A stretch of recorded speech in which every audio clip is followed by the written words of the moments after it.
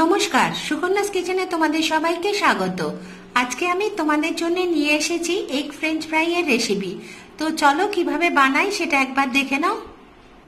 Egg French fry বানানোর জন্য আমি আলুগুলোকে কেটে এরকম মোটা মোটা করে কেটে নিয়েছি, দিয়ে ঠান্ডা জলে ভালো করে ধুয়ে পাখার তলায় শুকিয়ে নিয়েছি।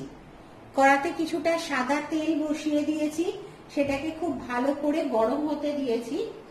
আর এই বাটিটার মধ্যে আমি ডিম, ময়দা, লঙ্কা গুঁড়ো, জিরে, গোটা জিরে আর নুন দিয়ে ফেটিয়ে রেখেছি।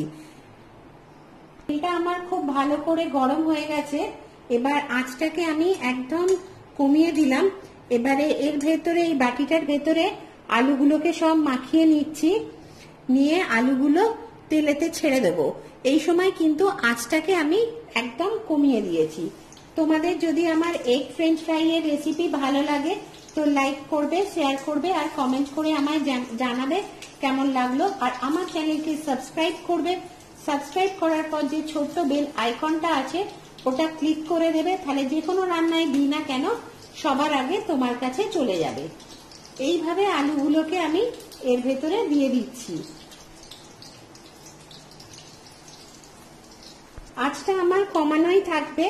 এপিট ওপিট করে খুব ভালো করে আলুগুলোকে ভেজে নেব, যাতে আলুগুলো আমার সেদ্ধ হয়।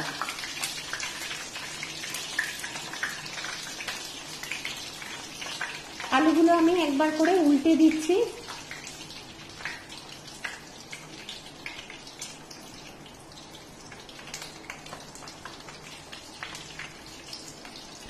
এই আলুগুলো আমার ভাজা হয়ে গেছে, আলুগুলো সব সেদ্ধ হয়ে গেছে। এবার আলুগুলোকে নামিয়ে ফেলছি, দিয়ে বাকিগুলোকে ভেজে নেব। এগ ফ্রেঞ্চ ফ্রাই আমার রেডি। গরম গরম পরিবেশন করো সসের সাথে।